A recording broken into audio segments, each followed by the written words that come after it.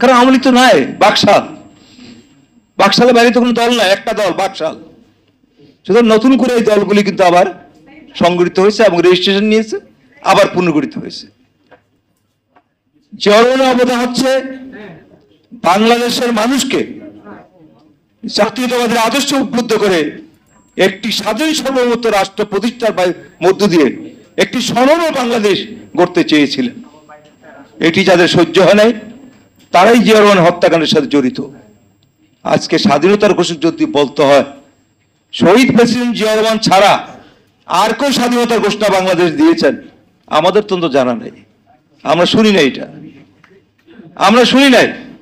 যদি তাই হবে তাহলে ভুট্টোর সাথে আলোচনা কি করলাম? কোথায় কবে স্বাধীনতার ঘোষণা দিলাম?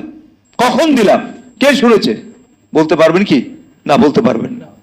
কারণ স্বাধীনতার ঘোষক শব্দ দূর করতে চান, এয়ারপোর্টের নাম মুছে চান, যেখানে যেখানে জিয়া রহমানের নাম সব মুছে চান। যতই মুছে দেন, বাংলাদেশ যতদিন থাকবে, এদেশের মানুষ যতদিন থাকবে, জিয়া রহমানের নাম তাদের হৃদয় অন্তরে থাকবে, কেউ তাদেরকে মুছতে পারবে না। বাংলাদেশ থাকবে, জিয়া রহমান থাকবে এবং তার আদর্শ থাকবে।